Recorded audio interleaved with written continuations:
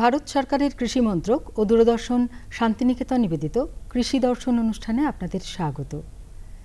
লক্ষ্য করলে দেখা যাবে কৃষক বন্ধুরা যেমন বিভিন্ন রকম শস্য চাষ করেন, ঠিক দেখা যায় পাশাপাশি তারা প্রাণী পালনও করছেন প্রাণী সম্পদ বিকাশের লক্ষ্যে। আর তাই আজ আমরা আলোচনা করব প্রাণী সম্পদ বিকাশের ক্ষেত্রে গরু ও ছাগল এর স্বাস্থ্য পরিচর্যা এবং টিকাকরণের বিষয়টি।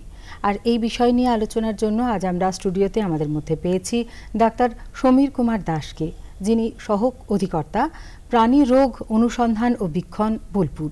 নমস্কার সমীরবাবু। প্রথমেই আপনার কাছে আমরা জানতে চাইব যে গরু ছাগলের স্বাস্থ্য পরিচর্যা ঠিক কিভাবে করা যেতে পারে। দেখুন, বিভিন্ন সময়ে বা বিশেষ করে বলা যায় যে ঋতু পরিবর্তনের সময় তাপমাত্রা, আবহাওয়া, আর্দ্রতা ইত্যাদি পরিবর্তন হয়। এই পরিবর্তনের সঙ্গে সঙ্গে শারীরিক বিভিন্ন প্রক্রিয়া, খাদ্যাভ্যাস বা রোগ জীবাণুর বা বীজাণুদের এই উপস্থিতির একটা পরিবর্তন লক্ষ্য করা যায়। আর এই পরিবর্তনের সময়ে এই প্রাণীরা বিভিন্ন রোগে আক্রান্ত হয়। কাজে এই রোগে যাতে আক্রান্ত না হয় তার জন্য আমাদের আগে থেকেই সতর্কতা অবলম্বন করতে হবে। আচ্ছা, বিশেষ প্রয়োজন তার মানে এটা? অবশ্যই এটা বিশেষ প্রয়োজন, এবং এই সতর্কতা অবলম্বন হচ্ছে তাদের পরিষ্কার পরিচ্ছন্নতার দিকে নজর রাখতে হবে। খাবারও যাতে ভালো, টাটকা এবং পুষ্টিকর খাবার দেওয়া যায় সেদিকে নজর রাখতে হবে, এবং বিভিন্ন যে সমস্ত সংক্রামক রোগগুলো আছে সেই সংক্রামক রোগগুলো নির্দিষ্ট বয়স অর্থাৎ নির্দিষ্ট সময় টিকাকরণ প্রক্রিয়াগুলো সম্পন্ন করতে হবে। তাহলে এই রোগটা ভবিষ্যতে আর হবে না। আচ্ছা, তো সংক্রামক রোগ বলতে ঠিক কি বোঝায়? সংক্রামক রোগ বলতে এই রোগগুলো হচ্ছে যে খুবই ক্ষতিকর প্রাণীদের পক্ষে, এবং অসুস্থ প্রাণী থেকে সুস্থ প্রাণীদের শরীরে এই জীবাণুগুলো সহজে ছড়িয়ে পড়ে এবং রোগাক্রান্ত হয় এবং মৃত্যু পর্যন্ত ঘটতে পারে। আচ্ছা, সেই জন্য এই রোগগুলোকে সংক্রামক রোগ বলা হয়। আচ্ছা, তো গরুর ক্ষেত্রে কি কি সংক্রামক রোগ দেখা যায়? গরুর ক্ষেত্রে ব্যাকটেরিয়া বা ভাইরাস, বিভিন্ন সংক্রামক রোগ দেখা যায়। বিশেষ করে আমাদের এই অঞ্চল দিয়ে যে সমস্ত সংক্রামক রোগগুলো দেখতে পাওয়া যায় সেগুলোর প্রথমে একটা ভাইরাস ঘটিত রোগ হচ্ছে এফএমডি, আমরা ইংরেজিতে বলি, যেটা হচ্ছে ফুট অ্যান্ড মাউথ ডিজিজ। বাংলায় আমরা সোজা কথায় বলি খুরিয়া, বা কোনো কোনো জায়গায় বলে এঁসো বা খুরাই রোগ, ভাইরাস ঘটিত রোগ। আরও আছে ব্যাকটেরিয়া ঘটিত রোগ, যেমন হচ্ছে বাদলা, যেটা বাচ্চা বয়সে হয়, যেটা ইংরেজিতে আমরা বলি বিকিউ বা ব্ল্যাক কোয়ার্টার। বড় গরুদের যেটা হয় গলা ফোলা, বা ইংরেজিতে আমরা বলি হেমোরেজিক সেপ্টিসিমিয়া।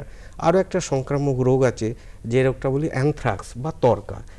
এই সমস্ত সংক্রামক রোগগুলো এই অঞ্চলে দেখতে পাওয়া যায়। গরুর ক্ষেত্রে। আচ্ছা, ছাগলের ক্ষেত্রে কি কি সংক্রামক রোগ দেখা যায়? ছাগলের ক্ষেত্রে এই অঞ্চলে বিশেষ করে দুটো সংক্রামক রোগ দেখতে পাওয়া যায়। সেইটার একটা হচ্ছে ছাগ বসন্ত বা গোট পক্স, আর একটা হচ্ছে পিপিআর, একটা ভাইরাস ঘটিত রোগ। এটা পুরো কথাটা হচ্ছে পেস্টে ডেস পেটিটস, একটা ভাইরাস ঘটিত রোগ। এই দুটো সংক্রামক রোগ খুব বেশি পরিমাণে দেখতে পাওয়া যায়। আচ্ছা, তো গরুর ক্ষেত্রে আপনি একটু আগে জানালেন যে বজবজ রোগের কথা বলছিলেন, তো সেই রোগের ক্ষেত্রে কি টিকাকরণ হতে পারে, বা সেই রোগটাই বা কিরকম, কিভাবে বুঝবেন? বজবজ বা বাদলা বা ব্ল্যাক কোয়ার্টার, আমরা সংক্ষেপে বলি বিকিউ, এই রোগটা সাধারণত অল্প বয়সী গরুদের বা মহিষের হয়। সাধারণত 6 মাস বয়স থেকে 3 বছর বয়স অবধি এই রোগটা দেখতে পাওয়া যায়। এই রোগটা হচ্ছে একটা ব্যাকটেরিয়া ঘটিত রোগ এবং খুবই সংক্রামক রোগ। আচ্ছা, যে সমস্ত বাছুরের, অল্প বয়সী বাছুর বা গরুদের শরীর স্বাস্থ্য খুব ভালো, তাদের ক্ষেত্রে এই রোগটা দেখতে পাওয়া যায়। এই রোগটায় জীবাণুগুলো মেনলি যেখানে মাংস বেশি সেই জায়গায় বাসা বাঁধে, এবং সেই জায়গায় রক্তটাকে ওরা কালচে করে দেয়, যেটা আমরা ব্ল্যাক ওয়াটার লিসেন বা একটা ক্ষত তৈরি করে, যেটাকে আমরা ব্ল্যাক ওয়াটার রোগ বলি। দেখছি এই রোগটা হচ্ছে খুবই সংক্রামক, তাপমাত্রা প্রচণ্ড উঠে যায় এবং মোটামুটি 24 ঘন্টার মধ্যে মারা যাওয়ার সম্ভাবনাও থাকে। কাজে এই রোগটা প্রতিকার করতে হলে 3 মাস বয়স থেকে টিকাকরণ প্রক্রিয়াটা দিতে হবে, এবং 3 মাস বয়স টিকা দেওয়ার পরে 6 মাস পরে আর একটা বুস্টার ডোজ দিতে হয়, এবং তারপরে প্রত্যেক বছর একটা করে এই রোগে রিপিট করে যেতে হয় টিকাগুলোকে প্রত্যেক বছর। আচ্ছা, বিশেষ করে 3 বছর বয়স অবধি কারণ এটা অল্প বয়স অবধি হয়। 3 মাস বয়স থেকে 3 বছর পর্যন্ত টিকাকরণ জরুরি এই রোগ যদি আটকাতে হয়। এবং রোগের যে ভয়াবহতার কথা বলছেন অবশ্যই এটা অত্যন্ত জরুরি বলে মনে হয়। এছাড়াও আপনি আমাদের জানিয়েছেন গরুর গলা ফোলা রোগ, তো সেই রোগটা কি করতে হবে সেই রোগের ক্ষেত্রে? গলা ফোলাটাও একটা সংক্রামক রোগ। এই রোগটা হচ্ছে একটা ব্যাকটেরিয়া ঘটিত রোগ। এই রোগের নাম থেকে এই রোগের লক্ষণটা বোঝা যাচ্ছে যে গলাটা, বিশেষ করে গলকম্বলটা ফুলে ওঠে এবং প্রচণ্ড তাপমাত্রা হয়, পেট ফুলে ওঠে, পাতলা পায়খানা হয় এবং খুবই সংক্রামক রোগ। মোটামুটি 24 থেকে 48 ঘন্টার মধ্যেই মারা যায়। এবং এই সংক্রামক রোগেরও একমাত্র উপায় হচ্ছে টিকাকরণ, এবং সেটাও 3 মাস বয়সের পরে দিতে হয়। 6 মাস বয়সে একটা বুস্টার ডোজ দিতে হয় 6 মাস পরে, এবং তারপর বছর বছর একটা করে এই টিকা রিপিট করে যেতে হবে। আচ্ছা, খুরাই রোগের কথা বলছিলেন, তো সেই রোগের ক্ষেত্রে কি করণীয় এবং তার ভয়াবহতাটাই বা কতটা? খুরাই বা খুরিয়া বা ইংরেজিতে আমরা যেটা বলি FMD, মানে ফুট অ্যান্ড মাউথ ডিজিজ। এই নাম থেকে বোঝা যাচ্ছে যে এই রোগের লক্ষণগুলো কোথায় দেখতে পাওয়া যায়। এই রোগের লক্ষণগুলো দেখা যায় পায়ে, খুরের মধ্যে এবং মুখের ভেতর, বিশেষ করে জিভের মধ্যে এই ঘাটা হয়। এটা ভাইরাস ঘটিত রোগ। রোগটা সংক্রামক। এই রোগ হলে বড় গরুরা সাধারণত মারা যায় না, কিন্তু তাদের দুধ প্রোডাকশন বা বাচ্চা হওয়ার যে প্রবণতা বা গরু গরম হওয়ার যে প্রবণতা, এগুলো প্রচণ্ড পরিমাণে কমিয়ে দেয়। আর বলদ গরুদের তাদের কার্যক্ষমতাটা প্রচণ্ড পরিমাণে নষ্ট করে দেয়। এবং বিশেষ করে গর্ভবতী গাভীদের যদি এই রোগটা হয়, গর্ভপাত ঘটার সম্ভাবনাও থাকে। তো সেক্ষেত্রে কি করণীয়? সেক্ষেত্রে একমাত্র উপায় হচ্ছে টিকাকরণ, এবং সেটা 3 মাস বয়স হয়ে গেলেই টিকাকরণটা করতে হয়। তার 1 মাস পরে আবার একটা বুস্টার ডোজ দিতে হয়। তারপর বছরে 2 বার করে 6 মাস অন্তর অন্তর করে এই টিকাটা দিয়ে যেতে হয়, যতদিন বেঁচে থাকবে। তার মানে বিভিন্ন রকম যে রোগের কথা বললেন, প্রত্যেকটা রোগের ক্ষেত্রে টিকা আলাদা এবং আলাদা আলাদা টিকা করাতে হবে। এবং নিশ্চয়ই আপনি বলবেন যে প্রত্যেকটা টিকাকরণই অত্যন্ত জরুরি। অবশ্যই। আচ্ছা, তো গরুর ক্ষেত্রে কি কি ধরনের সমস্যা দেখা যায় এবং কি করণীয়, আগে থেকে কি টিকা নিতে হবে সে তো আপনি জানালেন আমাদের। আমরা এবারে জানতে চাইবো ছাগলের ক্ষেত্রে। ছাগ বসন্তের কথা আপনি একটু আগেই জানাচ্ছিলেন, তো সেক্ষেত্রে কি টিকাকরণ রয়েছে? ছাগ বসন্তটা একটা হচ্ছে সংক্রামক রোগ, যেটা ভাইরাস ঘটিত রোগ। বিশেষ করে ক্যাপটিপক্স নামে একটা ভাইরাস এই রোগটা সৃষ্টি করে।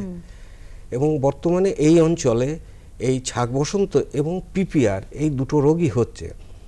এবং এই রোগের লক্ষণটা হচ্ছে যে গায়ে গুটি গুটি বেরোবে এবং এর সঙ্গে তাপমাত্রাও প্রচণ্ড পরিমাণে বাড়বে, শ্বাস প্রশ্বাসে কষ্ট হবে, অর্থাৎ নিউমোনিয়া জাতীয় লক্ষণটা দেখা দেবে।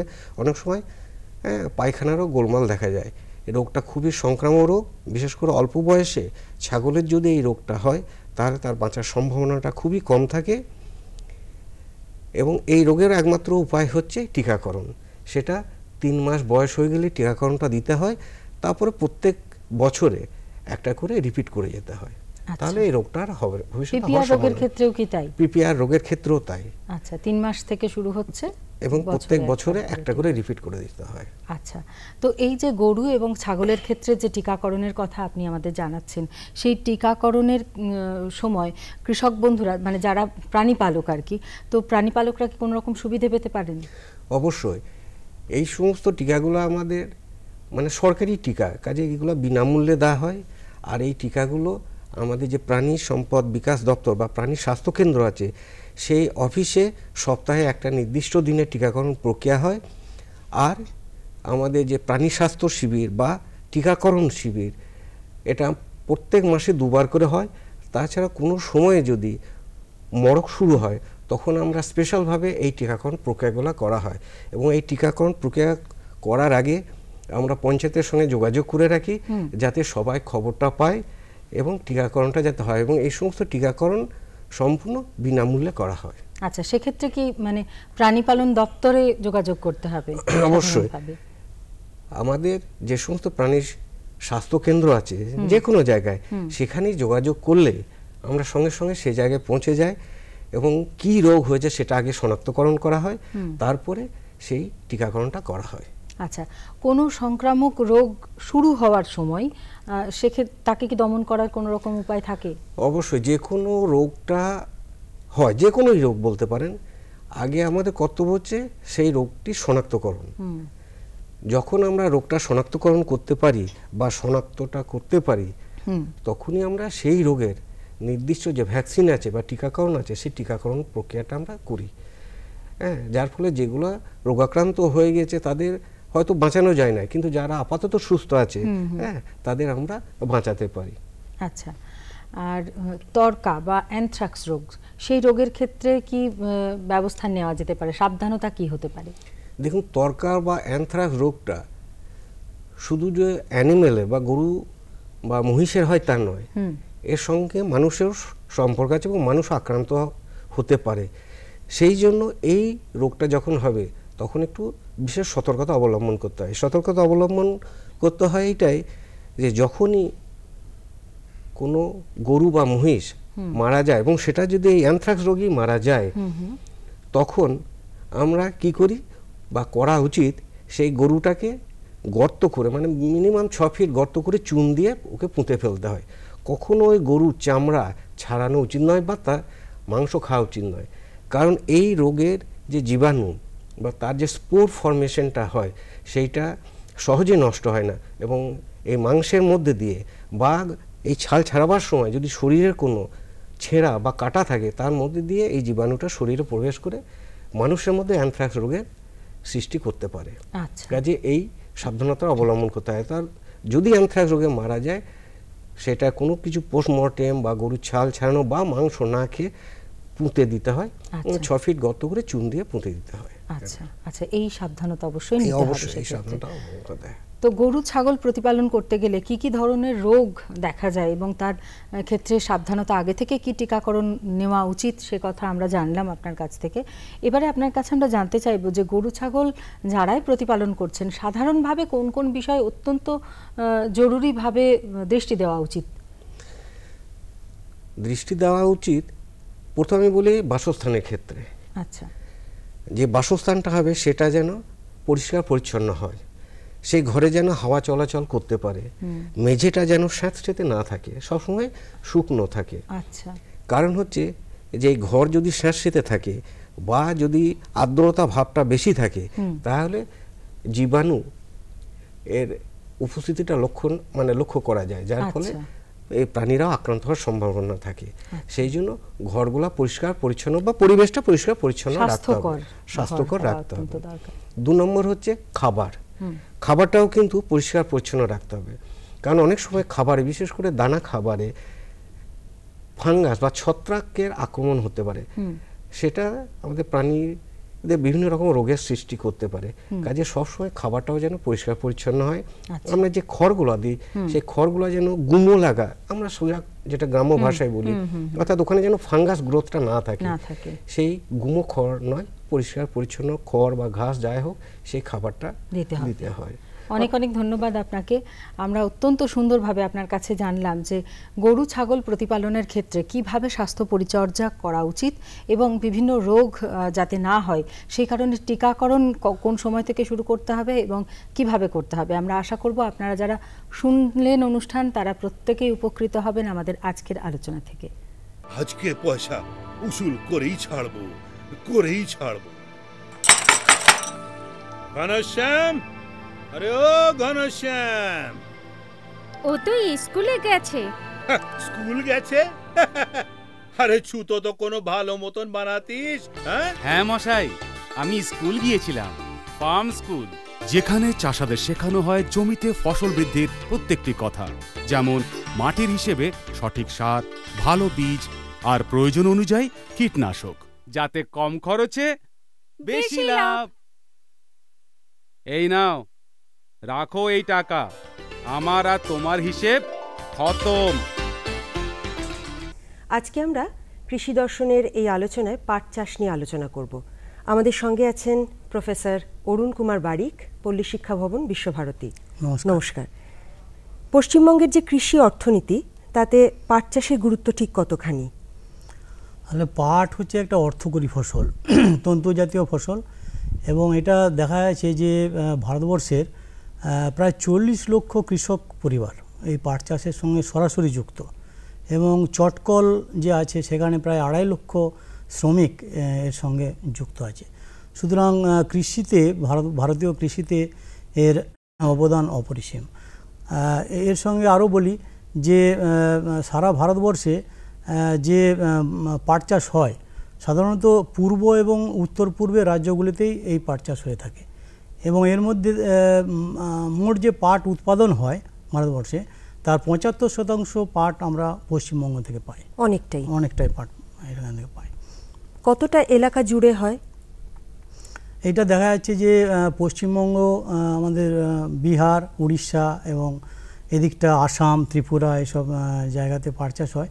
তো পশ্চিমবঙ্গের মধ্যে দেখা যায় যে সবচেয়ে বেশি পাট চাষ হয় নদিয়া এবং মুর্শিদাবাদ, তারপরে আসে জলপাইগুড়ি, কুচবিহার, তারপরে উত্তর ২৪ পরগনা, হাওড়া, হুগলি, তারপর আসছে এই বর্ধমানের কিছুটা অংশ।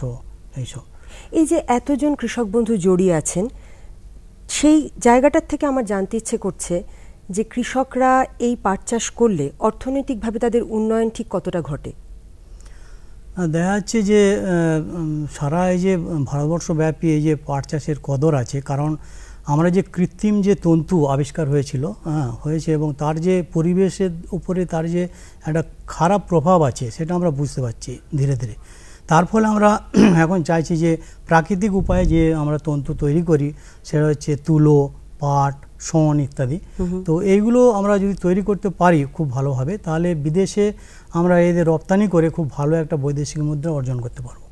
তো সেই জন্য পাট চাষের গুরুত্ব খুবই আছে ভারতীয় প্রেক্ষাপটে। এখন তো কৃষিও খুব আধুনিক হয়েছে, নানান ধরনের প্রযুক্তি এসেছে, উন্নত সব পদ্ধতি। তো পাট চাষের ক্ষেত্রে যদি উন্নত পদ্ধতিকে কাজে লাগাতে হয় তাহলে কি কি করতে হবে? প্রথমে আমাদের দেখতে হবে যে পাট চাষের জমি নির্বাচনটা হচ্ছে খুব গুরুত্বপূর্ণ, কারণ দেখা গেছে আমাদের দুই ধরনের পাট চাষ হয়, এক ধরনের হচ্ছে মিঠা পাট আর এক ধরনের তিতা পাট। এই দুই ধরনের পাট উৎপাদন করতে গেলে আমাদের যে সমস্ত জমিগুলোকে আমার দেখতে হবে যে কোন জমি সবচেয়ে ওই পাট চাষের পক্ষে উপযুক্ত। দেখা যাচ্ছে যে তিতা পাট আমরা একটু নিচু জমিতে এবং যেখানে জল দাঁড়ায় সেই সব জমিতে আমরা লাগাবো। নাহলে কিন্তু অনেক কৃষক বন্ধুরা কি করেন, জমি নির্বাচন ঠিকঠাক না করতে পারলে মিঠা পাট যদি একটু নিচু জমিতে লাগিয়ে দেওয়া হয় তাহলে জল জমে গেলেই পাট গাছ মরে যেতে পারে। সেই জন্য তিতা পাটের জন্য আমরা সবসময় নিচু জমি আমরা পছন্দ করি এবং মিঠা পাট একটু উঁচু বা মাঝারি উঁচু জমিতে লাগাবো। জমি নির্বাচন গেল। তারপরে বোনার সময় দেখা যাচ্ছে যে খুব সঠিক সময়ে যদি আমরা পাট বুনতে না পারি তাহলে কিন্তু সেখানে ফলন কম হচ্ছে। সময়টা ঠিক খুব গুরুত্বপূর্ণ। সঠিক সময়ে আমরা পাটকে লাগাতে হবে। সেই সময়টা কখন?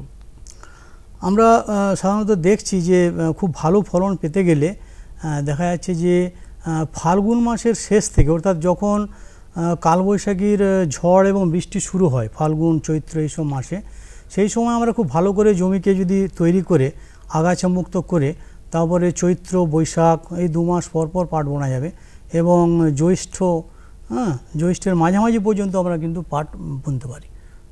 সেখানে খুব দেরি করা চলবে না। দেরি করলে আবার কী হবে, ওদিকে বর্ষা এসে যাবে, তার ফলে যে আগাছা জমিতে জন্মাবে সেটা জল জমে গেলে সে আগাছা আমরা দমন করতে পারবো না। এই যে মিঠা পাট এবং তিতা পাট দুটো পাটের ক্ষেত্রে আপনি বললেন যে জমিটা কি রকম হতে হবে, একটু নিচু জমি হতে হবে, একটু ভিজে ভিজে ভাব। আর কি কোনো প্রস্তুতি আছে জমি তৈরির ক্ষেত্রে? জমি তৈরির ক্ষেত্রে যেটা হচ্ছে জলের যে নিষ্কাশন, অর্থাৎ ড্রেনেজ সিস্টেম খুব ভালো থাকতে হবে। কিন্তু নিচু জমিতে সেটার তার ব্যবস্থা নেই, কারণ বৃষ্টি হলে জল জমে যাবে। কিন্তু সেই সব জমিতে ওই জন্য যেসব পাট সেই জল সহ্য করতে পারে সেই সব পাটকে ওখানে লাগাতে হবে। যেমন তিতা পাটকে জল জমা জমিতে আমরা লাগাবো। কিভাবে লাগাতে হবে? সেটা লাগাতে গেলে মিঠা পাট এবং তিতা পাট দুটো পাটেরই দুরকম ব্যাপার আছে। যেমন যদি মিঠা পাট হয় তাহলে আমরা সারিতে সবসময় বীজ বুনবো। এটা আমরা কৃষক বন্ধুদের বলবো যে ছিটিয়ে বোনার চাইতে কিন্তু সারিতে বীজ বোনা সবসময় ভালো, কারণ সেখানে আগাছা বা অন্যান্য সব যে সমস্ত অন্তর্বর্তীকালীন পরিচর্যা সেগুলো ভালোভাবে করা যায়। আর যদি ছিটিয়ে বোনা যায় সে বিভিন্ন জায়গায় বীজ পড়ে এবং গাছ জন্মায়, আমরা খুব নিয়মিতভাবে সেখানে পরিচর্যা করতে পারবো না। সেই জন্য সারিতে যদি বীজ বুনি তাহলে মিঠা পাটের ক্ষেত্রে যেটা করা হয়, সারি থেকে সারির দূরত্ব সাধারণত আমরা ওই 20 সেন্টিমিটার বা ওই 8 ইঞ্চির মতো আমরা জায়গা দেবো। 8 ইঞ্চি দূরে দূরে আমরা সারি তৈরি করব। আর তিতা পাটের ক্ষেত্রে একটু বেশি দূরত্ব দেওয়া হয়, সেটা 25 সেন্টিমিটার বা 10 ইঞ্চি। 10 ইঞ্চি হচ্ছে সারি থেকে সারির দূরত্ব আমরা দেব। আর দেখতে হবে ঠিকমতো গাছের সংখ্যা প্রতি বর্গমিটারে পাওয়ার জন্য আমরা 10 থেকে 15 দিন অন্তর 10 থেকে 15 দিন পর আমরা গাছগুলোকে পাতলা করে দেবো। অর্থাৎ দুটো গাছের মধ্যে দূরত্ব যেন 4 ইঞ্চি কমপক্ষে হয়, এবং যেখানে ছিটিয়ে বীজ বোনা হয় সেখানেও কিন্তু একটা গাছ থেকে আরেকটা গাছের দূরত্ব যেন 4 ইঞ্চি থাকে, তবেই কিন্তু আমরা সঠিকভাবে পরিচর্যা করতে পারবো। লাগানোর পরে সার প্রয়োগের ক্ষেত্রে কি কি সার প্রয়োগ করতে হবে? এখন পাট চাষে দেখা গেছে যে আমরা যদি মাটি পরীক্ষা করে সার প্রয়োগ করি সেটাই সবচেয়ে বিজ্ঞানসম্মত। এবার সমস্ত কৃষকদের কাছে মাটি পরীক্ষার ফল তো বা রেজাল্ট পাওয়া যায় না সব সময়, বা বিভিন্ন জায়গা আছে যেতেও পারে না সব সময়। তবে যদি মাটি পরীক্ষার ফল না থাকে বা ওদের কাছে না পাওয়া যায়, তাহলে কিন্তু আমরা কিছু সুপারিশ আছে, সেটা রাজ্য সরকার এবং বিভিন্ন পাট গবেষণা কেন্দ্র আছে আমাদের ব্যারাকপুরে যেটা আছে, এবং বিভিন্ন কৃষি বিশ্ববিদ্যালয়ের সুপারিশ আছে, সেই সুপারিশ মেনে আমরা তখন সার প্রয়োগ করব। আর সার প্রয়োগ করতে গেলে এটা দেখতে হবে যে মাটির উর্বরতা কীরকম। যদি কম উর্বর হয় সেখানে আমরা জৈব সার অবশ্যই দিতে হবে। সেখানে 1 একর জমিতে প্রায় 2 টনের মতো জৈব সার প্রয়োগ করতে হবে, মানে শেষ চাষের সময় আমরা মাটিতে ভালো করে মিশিয়ে দেবো। আর রাসায়নিক সারে যদি আমি বলি, সেখানে দেখা যাচ্ছে যে কাঠা প্রতি বললে হয়তো কৃষক ভাইদের সুবিধা হবে, সেই জন্য আমি বলছি যে মিঠা পাটের ক্ষেত্রে 1 কাঠা জমিতে আমি যদি 1 কেজি ইউরিয়া আর 1.5 কেজি সিঙ্গেল সুপার ফসফেট আর 500 গ্রাম পটাশ প্রয়োগ করি, তাহলে খুব ভালো ফলন পাওয়া যায়। আর এই 1 কেজি ইউরিয়ার মধ্যে আমরা অর্ধেক ইউরিয়া এবং পুরো ফসফরাস এবং পটাশ সার আমরা মূল জমিতে প্রয়োগ করব, অর্থাৎ যখন আমরা গাছটা লাগাবো। আর বাকি অর্ধেক অর্থাৎ 500 গ্রাম নাইট্রোজেন বা 500 গ্রাম ইউরিয়া থাকছে যেটা, সেটা আমরা দুবারে চাপান সার হিসেবে প্রয়োগ করব। একটা চাপান সার দেবো 21 দিন পর বীজ বোনার, আর একটা চাপান সার দেবো 30 থেকে 35 দিন পর। এই দুবার চাপান সার আমরা ইউরিয়া হিসেবে দেবো। আর একটা জিনিস কৃষক ভাইদের বলে রাখি যে আমরা ওই একসাথে 10-26-26 বা বিভিন্ন ধরনের মিশ্র সার বা যৌগিক সার ব্যবহার করার চাইতে যদি আমরা নাইট্রোজেন, ফসফরাস এবং পটাশিয়াম আলাদা আলাদা সার থেকে নিই, তাহলে খুব ভালো ফলন পাওয়া যায়। যেমন আমরা ফসফরাস যদি দিই, সেখানে আমরা যদি সিঙ্গেল সুপার ফসফেট ব্যবহার করি, তাহলে একদিক থেকে যেমন আমরা ফসফরাসও পাবো, অন্য দিক থেকে আমরা সালফারও পাবো। এবং দেখা গেছে সালফারের অভাবজনিত কারণে গাছের ফলন অনেকাংশে ক্ষতিগ্রস্ত হয়েছে। আর দেখা গেছে যে বিভিন্ন অম্ল মাটি যেখানে আছে, আমাদের উত্তরবঙ্গের মাটি সাধারণত অম্ল, সে অম্ল মাটি যদি হয় সেখানে কিন্তু আমরা মাটি শোধন করব আগে। কারণ পাট যদি আমাদের লাগাতে হয় সেখানে পিএইচের মাত্রা সাধারণত 6 থেকে 7-এর মধ্যে হতে হবে। অর্থাৎ মাটি পরীক্ষা এবং মাটি শোধন এই দুটোই অত্যন্ত জরুরি বিষয় পাটের ক্ষেত্রে। এবারে যেটা আপনার কাছে জানতে চাইবো যে লাগানোর পরে এবং ফসল কাটা না পর্যন্ত এই যে অন্তর্বর্তী সময়টা, সেই সময়টায় কি কি পরিচর্যার প্রয়োজন? সেখানে তো পরিচর্যা অবশ্যই প্রয়োজন। প্রথম যেটা দরকার সেটা হচ্ছে পাট লাগানোর প্রায় 3 সপ্তাহ পরে আমরা প্রথম নিড়ান দেবো, মানে পাট গাছের জমিতে। কারণ দেখা গেছে যে পাটে যদি আগাছা না নিড়ান দেওয়া হয়, তাহলে মোট যে খরচা হয় পাট চাষ করতে গিয়ে, সেখানে প্রায় 30 থেকে 40% বেশি খরচা হয় শুধু নিড়ান দেওয়ার জন্য। তো সেই জন্য এখন সুপারিশ করা হয় যে হাত নিড়ান দেওয়ার চাইতে আমরা যদি আগাছা নাশক ওষুধ ব্যবহার করি, তাহলে কিন্তু অনেক কম খরচ হয়। এবার হাত নিড়ান দিতে গেলে দেখা যাচ্ছে 2টো নিড়ান অবশ্যই দিতে হবে। একটা হচ্ছে 21 দিনের মাথায় লাগানোর পর থেকে, আর একটা হচ্ছে 30 থেকে 35 দিনের মাথায়। এই 2টো হাত নিড়ান অবশ্যই দিতে হবে। কিন্তু যদি প্রচুর ঘাস হয়, ঘাস জাতীয় আগাছা থাকে, তাহলে কিন্তু আমরা সেক্ষেত্রে কিছু আগাছা নাশক ওষুধ ব্যবহার করতে পারি। এবং সেটা কিছু ওষুধ আছে, যেমন ট্রেফলান বলে একটা ওষুধ পাওয়া যায় বাজারে, আর একটা ব্যাসালিন বলে একটা ওষুধ পাওয়া যায়। এইসব ওষুধগুলো আমরা দিতে পারি, ব্যবহার করতে পারি। সেগুলো হচ্ছে 1.5 থেকে 2 মিলিলিটার প্রতি লিটার জলে গুলে আমাদের স্প্রে করতে হবে। তাহলে অনেক ঘাস জাতীয় আগাছাগুলোকে আমরা দমন করতে পারবো। মূলত এই আগাছার সমস্যায় আসে নাকি রোগ পোকারও আক্রমণ ঘটে? না, রোগ পোকার আক্রমণ তো অবশ্যই আসে, কারণ সেটা দেখতে হবে যে রোগ পোকার আক্রমণ কেমন হয়েছে। সেটা প্রত্যেক দিন আমি যদি মাঠে যাই কৃষকরা, তাহলে বুঝতে পারবে কী কী রোগ, কী কী পোকা কীরকম লেগেছে। তো পাটে দেখা গেছে যে পোকা যেগুলো আসে তার মধ্যে দেখা গেছে শুঁয়ো পোকা খুব বেশি আক্রমণ হয়, তারপরে বিহার হেয়ারি ক্যাটারপিলার যেটা বলছে, তারপরে হলুদ মাকড় বলে একটা পোকা আছে, তারপরে জুট এপিয়ন বলে একটা পোকা আছে, আঙ্কা পোকা বলে এটাকে। এটা গাঁটে গাঁটে পোকাগুলো আক্রমণ করে, তার ফলে গাঁটে যদি কেটে দেয়, হ্যাঁ, তাহলে ওই ফাইবার যে তন্তুটা আছে সেটা মাঝে মাঝে নষ্ট হয়ে যাচ্ছে, পুরো তন্তু পাওয়া যায় না। সেই জন্য এই সমস্ত পোকার দমন করার জন্য আমরা কিন্তু 15 থেকে 20 দিন অন্তর যদি আমরা ধরুন নিমের কিছু উপকরণ আছে, যেমন নিমেরিন বলে একটা ওষুধ আছে, আমরা যদি প্রয়োগ করি তাহলে সেটা 3 থেকে 4 মিলিলিটার প্রতি লিটার জলে গুলে আমরা যদি স্প্রে করি তাহলে কিন্তু দমন করা যায়। হ্যাঁ, তাছাড়া আরও কিছু ওষুধ আছে, ইমিডাক্লোরোপিড বলে একটা ওষুধ আছে, এটা 1 মিলিলিটার প্রতি 5 লিটার জলে যদি দ্রবণ গুলে যদি স্প্রে করি তাহলে এই পোকাগুলো আমরা দমন করতে পারবো। আর রোগও আছে বেশ কিছু, যেমন উইল্ট খুব ভালো একটা মানে খারাপ রোগ হয় পাটে, এটা হুগলি উইল্ট বলা হয়, পাতা পচা বা ডাঁটা পচা রোগ হয়। এই রোগগুলো দমন করার জন্য আমরা যদি বীজ শোধন করি এবং মাটি শোধন করি তাহলে অনেকাংশে দমন করা যায়। আর তাছাড়া কিছু ছত্রাক ঘটিত কিছু ওষুধ আছে, সেগুলো আমরা যদি প্রয়োগ করি, যেমন কার্বানডাজিম, ম্যানকোজেব ইত্যাদি ইত্যাদি, এগুলো 2 থেকে 3 গ্রাম প্রতি লিটার জলে যদি আমরা দ্রবণ গুলে স্প্রে করি তাহলে কিন্তু এই রোগগুলো আমরা অনেকাংশে দমন করতে পারি। যেহেতু বীজের প্রসঙ্গটা এলো আপনার কথা থেকে, অনেক সময় দেখেছি যে যারা পাট চাষ করেন তারা বলেন যে খুব বীজের সমস্যা হচ্ছে, ভালো বীজ তারা পান না, এটা কিভাবে কাটানো যায়? আমরা সাধারণত এখানে পশ্চিমবঙ্গের চাষিরা জানেন খুব ভালো করে যে বীজ বোনার সময়ে আমরা অর্থাৎ সঠিক সময়ে আমরা বীজটা পাই না, সেই জন্য বীজের দাম প্রচুর বেড়ে থাকে এমনি বাজারে।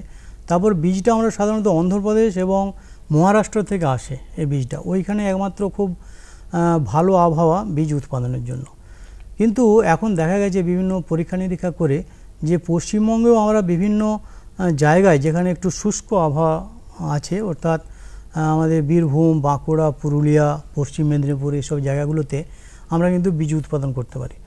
সুতরাং চাষিদেরকে এটা বলবো যে স্বনির্ভর হতে হবে বীজ উৎপাদনে, তাহলে কিন্তু আমরা অন্যের উপরে এরকম নির্ভর করে নির্ভর করতে হবে না আমাদের, এবং সঠিক সময়ে আমরা বীজটা পেতে পারি।